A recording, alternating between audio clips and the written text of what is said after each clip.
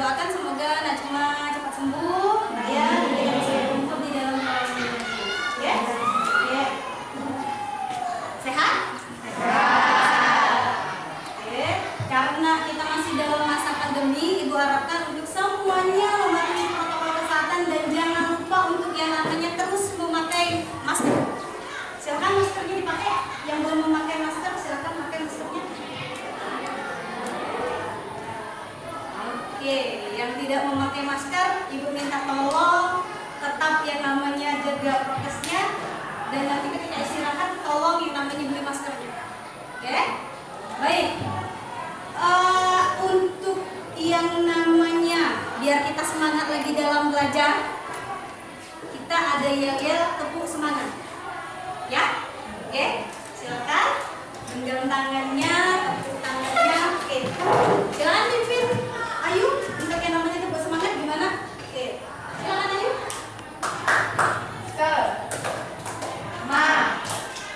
Nya, ya? Semangat. Tuh ya. Oke, bisa? Bisa. Oke, silakan ayo.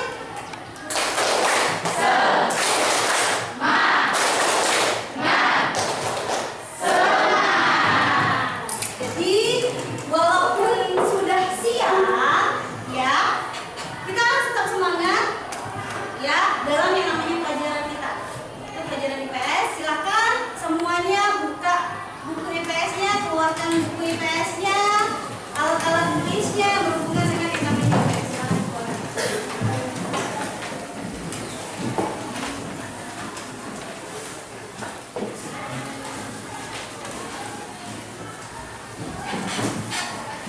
Sudah dikeluarkan? Baik. Sebelum kita masuk ke materi hari ini kita akan membahas mengenai yang namanya perdagangan antar pulau atau perdagangan antar daerah. Ya, coba Ibu pengen tahu dulu kira-kira ada yang masih ingat nggak pelajaran kita minggu yang lalu tentang apa? Silakan di tangan. Pelajaran minggu yang lalu atau pelajaran pertemuan yang sebelumnya kita belajar tentang apa, nak? Silakan di tangan.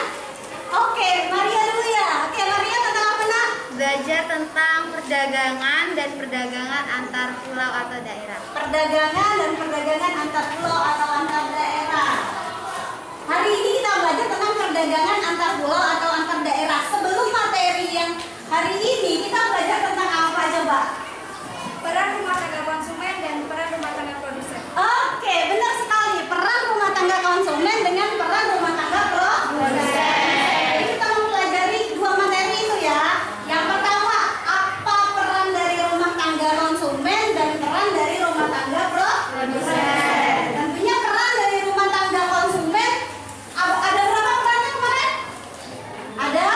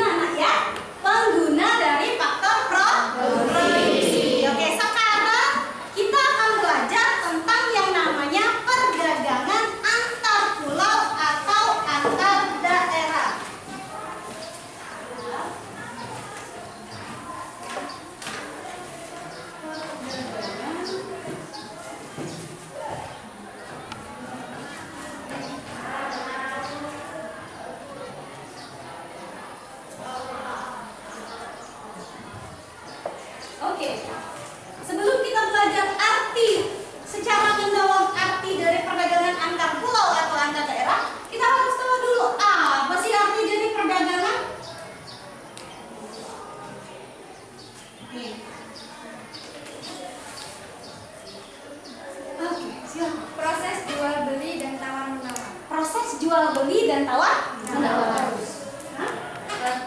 Tukar menukar barang atau jasa berdasarkan kesepakatan bersama. Tukar menukar barang dan jasa atas kesepakatan bersama. Silakan tepuk tangan untuk Ayu. Jadi yang namanya berdagang atau perdagangan itu sendiri berarti adanya proses jual beli atau tukar menukar barang, ya kan? Tukar menukar barang, tetapi atas dasar kesepakatan. Di sini ada kata kesepakatan.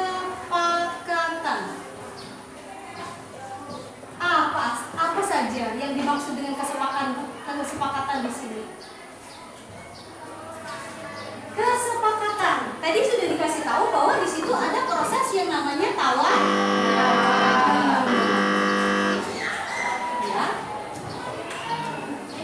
Antara penjual dan pembeli, dia tentunya ada proses tawar menawar, sehingga muncul yang namanya kesepakatan. Setelah yang namanya tawar menawar, tentunya yang kedua ada yang namanya proses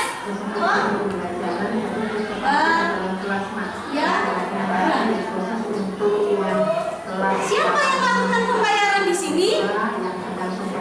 Siapa yang melakukan pembayaran di sini? Pembeli atau konsumen. Jadi kesepakatan di sini ada dua kegiatan, yaitu ada kegiatan tawar menawar dan yang kedua ada yang namanya kegiatan pembayaran. Sehingga ketika yang namanya pembeli atau konsumen sudah membeli barang dan sudah mendapatkan barang tersebut, berarti sudah mendapatkan kepuasan. Ya, contoh Ayu pengen yang namanya beli baju di pasar, ya kan? Ketika yang namanya baju itu sudah ada di tangan Ayu, berarti Ayu sudah mendapatkan rasa kepuasan bahwa baju yang tadinya diidam-idamkan ternyata sudah dapat di tangan dia. Ya, senang nggak kalau misalnya apa yang kita dapat, apa yang kita inginkan itu sudah kita dapatkan? Itulah yang dimaksud dengan yang namanya perdagangan. Oke, sekarang kita masuk kepada yang namanya perdagangan antar pulau atau antar daerah. Oke, mohon maaf, ini kecil gambarnya.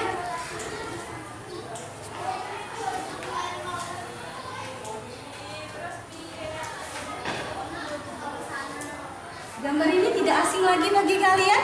Iya. Tidak asing lagi? Iya. Tidak kan? Iya.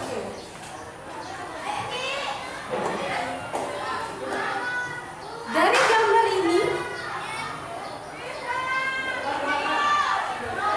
yang sudah kalian amati, yang kalian lihat, kelihatan dari belakang? Iya. Coba kalian hubungkan dengan yang namanya materi kita di perdagangan antar pulau atau antar daerah. Yang bisa? Yang bisa?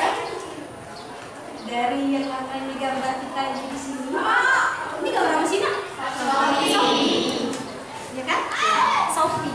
Ini sudah tidak asing lagi dan semua kalangan menggunakan yang namanya Sophie ini. Bahkan anak kecil pun sudah yang namanya menggunakan Sophie ini kan? Oke, kita hubungkan dengan yang namanya di materi kita perdagangan antar pulau atau antar daerah. Apa hubungannya? Oke, Maria. Jadi kalau di aplikasi Shopee itu kita bisa mengecek barang-barang apa saja yang akan kita beli, kita bisa lihat-lihat dulu. Iya. Terus kita bisa melakukan pembelian. Nah, nanti kita dimanapun kita berada, kita bisa menggunakan aplikasi itu untuk misalkan kita di luar daerah, kita bisa pakai itu. Oke, di luar daerah kita bisa pakai itu. Apalagi, Nak? Dari aplikasi Shopee ini kan kita bisa membeli barang dari luar daerah ke antar daerah. Nah, jadi penjualnya itu pun bisa mengirim barang jualnya itu ke kita yang berbeda daerah dari mereka. Bagus sekali. Ya, ada lagi? Ayu? Jadi dari aplikasi Shopee ini kita membeli barang dari antar pulau ke daerah kita. Oh iya, oke, benar sekali ya jawaban dari kawan-kawanmu.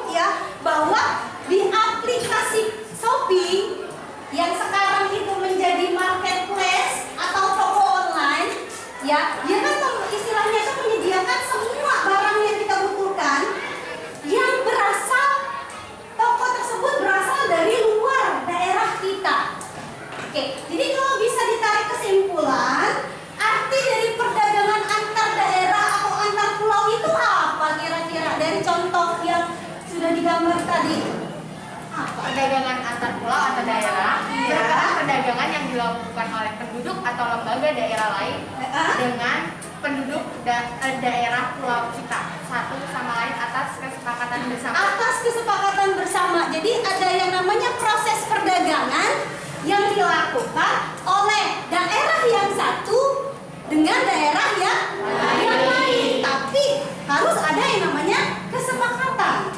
Kesepakatan di sini baik berupa tawar-menawar maupun berupa yang namanya pembayaran. Kalau yang namanya tawar-menawar berarti kita langsung datang ke pasar. Tapi kalau yang namanya kesepakatan di sini dalam toko online berarti di sini apa? Kita melakukan pembayaran. Jadi arti dari perdagangan antar daerah tadi berarti adanya proses jual beli barang ya yang dilakukan oleh daerah yang satu dengan daerah yang lainnya. Itu contohnya tadi ada Shopee. Selain Shopee ada lagi nggak contoh yang lain?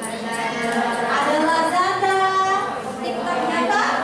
TikTok, malahan, ya kan, Facebook, media-media sosial itulah yang dimanfaatkan oleh yang namanya penjual untuk melakukan perdagangan antar pulau atau antar daerah. Ya, itu arti dari yang namanya perdagangan antar pulau atau antar daerah. Sekarang kita lihat, coba lihat buku kalian ada di halaman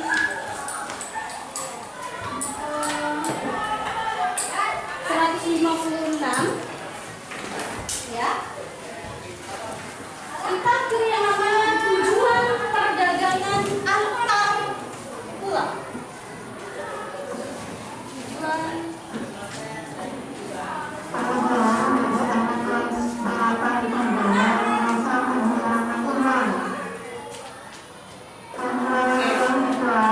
tujuan perdagangan antar pulau itu ada dua ya. Yang pertama memperoleh keuntungan. Yang kedua memperluas jangkauan pasar. Oke, memperluas jangkauan pasar.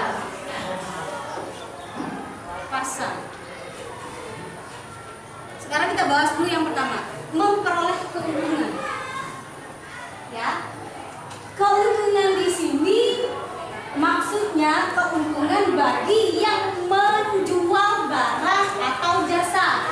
Jadi ketika seseorang yang namanya melakukan istilahnya tuh seseorang berjualan, tentunya mereka harus yang namanya memperoleh keuntungan. Biar apa? Biar nanti produksi barangnya itu akan terus meningkat. Kalau seandainya penjual hanya memperoleh rugi saja, otomatis apa? Toko atau pasar yang dia bangun itu otomatis akan mengalami apa? Bangkrut atau kerugian. Itu maksud dari yang namanya memperoleh keuntungan. Yang kedua itu memperluas jangkauan pasar. Oke, silakan coba Esa dibaca dulu maksud dari memperluas jangkauan pasar. Silakan dibaca dulu. 158. Memperluas jangkauan pasar. Perdagangan sampai keluar daerah atau luar pulau dapat memperluas jangkauan pasar. Jangkauan pasar yang dimaksud adalah jumlah konsumen yang mengkonsumsi barang tersebut semakin banyak dan terbesar di berbagai daerah. Contohnya produk minyak gosok tradisional dari daerah X dijual ke daerah Y. Maka sekarang pengguna minyak gosok tersebut bukan hanya penduduk daerah X, tetapi juga penduduk daerah Y. Semakin lama minyak gosok semakin dikenal banyak orang, sehingga pengguna minyak gosok tradisional di daerah Y pun juga meningkat. Oke, terima kasih Ersan. Dari yang sudah dibaca Ersan, apa maksud dari memperoleh jangkauan pasar? Oke, ada yang bisa mengemukakan pendapatnya maksud dari memperoleh jangkauan pasar dari yang sudah dibaca oleh Ersan tadi? Oke, Maria, silakan. Maksudnya artinya jangkauan pasar yang dimaksud ini adalah Iya. jumlah konsumen atau pemakainya itu Iya. semakin banyak, semakin luas, dan juga itu bisa memperoleh keuntungan yang lebih besar lagi. Oke, jadi maksud dari memperoleh jangkauan pasar, kata Maria bahwa semakin banyak yang menggunakan yang namanya barang kita, otomatis konsumen kita akan semakin banyak. Jadi kalau misalnya, Ibu kasih contoh, tadi kita misalnya hanya menjual di kelas ini aja, misalnya Ibu jualan spidol nih, spidol ini hanya Ibu jual di kelas ini aja, yang beli cuma kelas ini aja. Kemudian ketika yang namanya Ibu menawarkan spidol ini ke yang namanya kelas yang lain, karena Ibu ingin praktik berdagang menggunakan perdagangan antar daerah, sehingga apa? Konsumen Ibu atau yang memakai spidol Ibu bukan cuma saja di kelas ini, tapi sudah di kelas yang lain. Itu maksud dari memperluas jangkauan pasar. Jadi semakin banyak yang namanya konsumen yang membutuhkan barang kita, otomatis apa? Jangkauan pasar kita akan semakin luas juga dan barang kita akan dikenal. Contoh lagi nih, misalnya yang tadinya kita kan Palembang terkenal dengan yang namanya kota pempek ya. Ya. Jadi yang istilahnya itu yang menikmati pempek ini kan cuma orang Palembang ya, orang Palembang dan sekitarnya. Sementara di daerah lain atau provinsi lain belum tentu ada yang namanya pempek. Oke, ketika ada salah seorang yang namanya misal si Rama, orang tua Rama jualan pempek, ya, karena Rama atau orang tua Rama pengen yang namanya sudah mempromosikan pempeknya melalui media sosial, kemudian pengen jualan ke daerah yang lain, ke daerah Lampung, yang kebetulan di Lampung bukan yang namanya mereka makanan pokoknya istilahnya itu makanan khasnya bukan pempek, akhirnya orang Lampung makan pempek juga kan? Nah, sehingga apa? Bukan cuma orang Palembang saja yang menikmati pempek buatan dari mamanya si Rama, tetapi sudah di Lampung sana. Itu maksud dari jangkauan pasar. Oke, dari materi tujuan perdagangan antar pulau ini ada yang kurang paham di sini? Ada yang kurang paham nggak? Enggak? Jelas? Jelas. Oke, sekarang kita lanjut ke yang namanya faktor pendorong dan manfaat perdagangan antar pulau atau antar daerah. Ya, di sini ada faktor pendorong perdagangan antar pulau. Ya, ada yang pertama itu ada perbedaan faktor produksi yang dimiliki, dan yang kedua ada perbedaan tingkat harga antar daerah. Oke, silakan untuk yang namanya faktor pendorong yang pertama itu silakan dibaca oleh Albert dulu. Coba baca Bet. Perbedaan faktor produksi yang dimiliki. Faktor pendorong perdagangan antar daerah antara lain perbedaan faktor produksi yang dimiliki, terutama faktor produksi alam. Daerah Kabupaten Wonosobo, Jawa Tengah dengan tanah yang subur lebih mungkin memproduksi sayur mayur lebih banyak dan menjual sampai keluar daerah dibandingkan misalnya daerah Gunung Kidul, Yogyakarta. Oke, perbedaan faktor produksi yang dimiliki. Apa maksudnya di sini? Coba yang lainnya selain Maria, selainnya namanya Ayu. Apa maksud dari perbedaan faktor produksi yang dimiliki? Dari yang sudah dibaca oleh yang namanya Albert, coba. Apa maksudnya di sini? Di sebelah sana? Ada yang bisa menjelaskan? Gak ada? Oke, silakan. Jadi yang dimaksud perbedaan faktor produksi adalah bisa jadi kondisi alamnya. Misalnya ada pegunungan kan? Ya. Nggak mungkin di keluaran sawah di atas gunung pasti biasanya teh Atau sayur-sayur. Jadi dia tergantung kondisi alamnya. Kondisi alam yang mendukung faktor produksinya pun begitu. Oh, jadi gitu. Oke, terima kasih Naya. Ada yang lain? Ada yang lain? Hah? Faktor produksi yang dimiliki. Jadi apa hubungannya kalau kata temanmu tadi bahwa misalnya kalau di pegunungan tadi hanya bisa menanam sayur Sementara di situ berarti banyak sayur ya kan, cuman banyak teh. Sementara sumber daya alam yang lainnya itu tidak ada. Jadi untuk bisa menutupi kebutuhan yang ada di daerah pegunungan, maka nanti yang punya misalnya sawah atau daerah yang penghasil sawah, dia akan menjual berasnya ke daerah pegunungan. Begitu juga sebaliknya, yang tadinya potensi daerah pegunungan itu sayur, banyak sayurnya, otomatis orang yang ada di istilahnya itu tinggal di daerah pegunungan itu akan menjualkan sayurnya ke daerah yang kira-kira potensi sayurnya tidak ada. Begitu juga sebaliknya, kayak gitu ya. Itu untuk faktor produksi yang dimiliki. Yang kedua, perbedaan tingkat harga antar daerah. Silakan baca. Nah, Perbedaan tingkat harga antar daerah.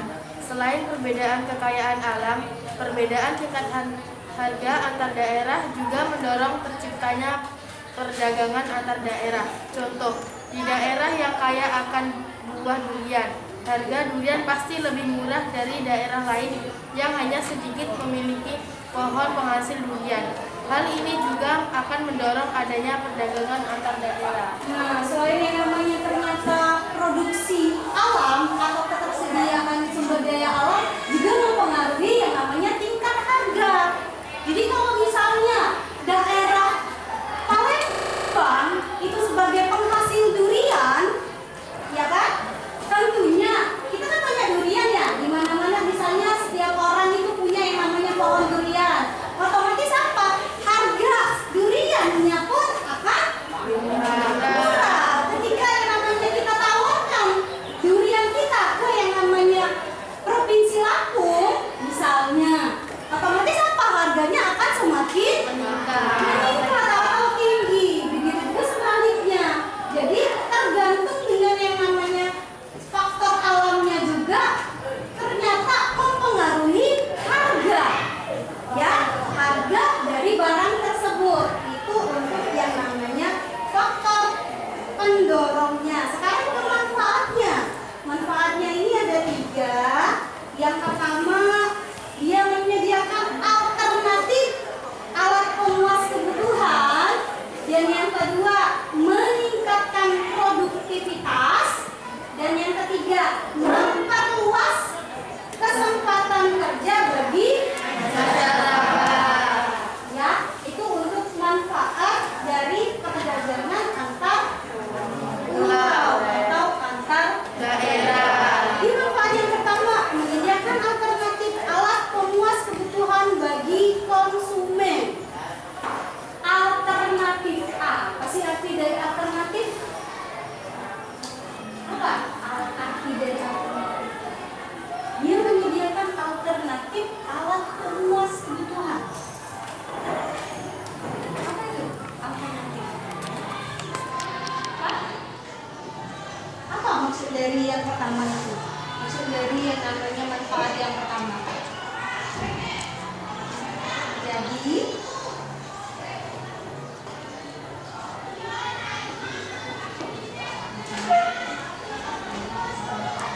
apa maksud dari alternatif alat pemuas kebutuhan? Coba gimana?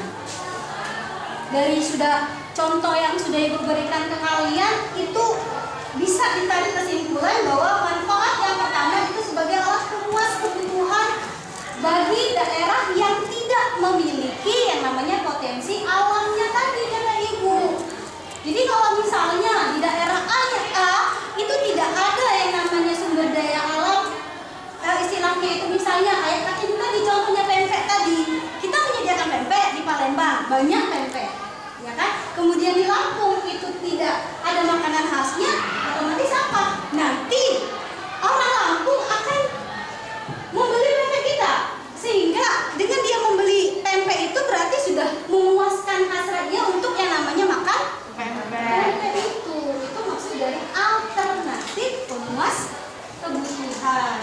Yang kedua, memperluas kesempatan bekerja bagi masyarakat. Jadi dengan yang namanya adanya melalui offline atau online itu artinya sudah mengurangi tingkat pengangguran. Ya. Jadi walaupun apalagi yang namanya online ya, kita yang namanya jualan online tidak butuh modal yang banyak. Ya kan? Kita bisa mengambil keuntungan. Dari keuntungan itu artinya apa? Kita sudah diberi kesempatan untuk yang namanya melakukan penjualan itu. Jadi tidak ada istilah menganggur. Jadi mengurangi yang namanya tingkat pengangguran. Oke. Dari ketiga materi ini ada yang ditanyakan? Tidak ada? Tidak ada? Ada yang ditanyakan? Dari ketiga materi yang sudah dijelaskan ada yang ditanyakan? Tidak ada? Tidak ada. Baik. Kalau tidak ada, sebelum yang namanya Ibu mengakhiri pelajaran hari ini, ya, oke, ada yang bisa menyimpulkan nggak dari yang sudah Ibu jelaskan apa saja sih materi yang kita pelajari hari ini? Coba yang cowok dulu. Nah, cowok dulu kasih kesempatan ya Ayu. Coba yang cowok dulu. Ada yang bisa menyimpulkan dari materi yang sudah kita pelajari apa aja? Coba. Silakan, yang cowok. Rama. Nggak ada. Rangga. Nggak ada. Oke, silakan Ayu. Jadi, yang kita pelajari hari ini itu Iya. perdagangan tentang antar pulau.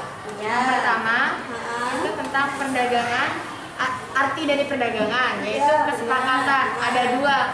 Yang pertama tawar menawar, yang kedua pembayaran. Lalu yang kedua kita mempelajari tujuan perdagangan antar pulau. Yang pertama memperoleh keuntungan, terus yang kedua memperluas jangkauan pasar.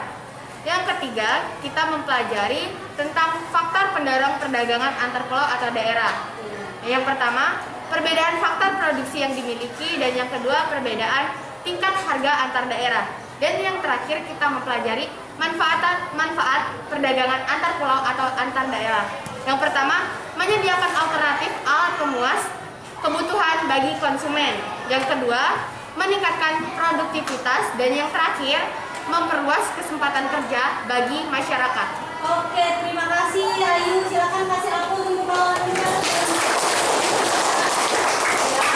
Jadi kesimpulan dari pelajaran kita hari ini benar sudah dikatakan sama Ayu bahwa yang pertama kita belajar tentang yang namanya arti dari perdagangan ya. Ya. Jadi arti dari perdagangan itu tadi apa? Nah, apa itu arti dari perdagangan tadi? Kegiatan menukar barang, ya. Harus sesuai dengan kesepakatan bersama. Setelah itu kita belajar tentang yang namanya arti perdagangan antar pulau atau antar daerah, ya. Perdagangan antar pulau atau daerah itu berarti jual beli barang yang dilakukan antar satu daerah dengan daerah yang lain. Contohnya tadi ada online shop tadi ya. Ada gambar Shopee yang Ibu tunjukkan. Nah, itu salah satu contoh dari yang namanya perdagangan antar pulau atau antar daerah. Jadi kita juga belajar tentang apa tadi? Tujuan, ya. Tujuan dari yang namanya perdagangan antar pulau. Sudah belajar tentang yang namanya faktor pendorong, ya, dengan yang namanya manfaat perdagangan antar pulau atau antar daerah. Oke, dari situ kita coba untuk yang namanya latihan soal, ya. Silakan buka buku latihannya. Lihat bukunya di halaman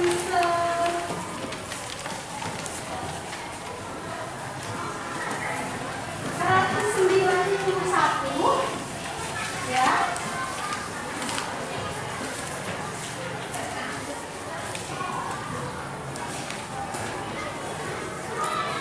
Oke.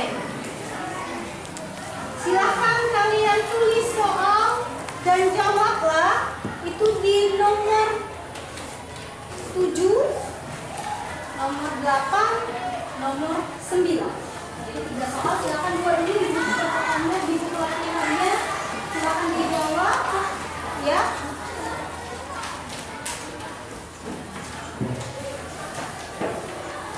Yang pertama, jelaskan 3 faktor yang mendorong terjadinya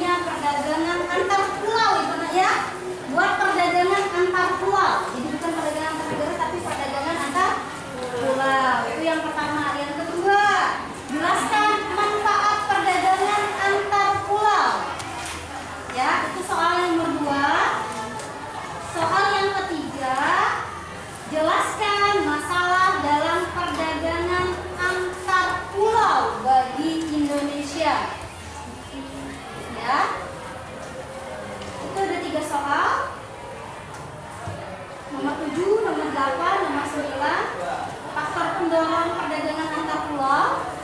Yang kedua, manfaat perdagangan antar pulau. Dan yang ketiga, masalah dalam perdagangan antar pulau. Apa saja masalah yang terjadi di dalam perdagangan antar pulau? Silakan dikerjakan. Yang kurang paham, silakan ditanyakan ke ibu soalnya. Oke, itu nanti setelah istirahat silakan dikumpulkan. Ya, latihannya silakan dikumpulkan setelah istirahat dan dikumpulkan di kantor di meja ibu. Nanti ibu mulai, ya. Oke. Pelajaran ibu rasa cukup sampai di sini, ya. Sampai ketemu di minggu selanjutnya dengan materi berkaitan dengan perdagangan antar negara, ya. Jadi di rumah silakan baca materi mengenai yang namanya perdagangan antar negara, ya. Tetap patuhi protokol kesehatan. Jangan lupa istirahat dengan cukup, ya. Pelajaran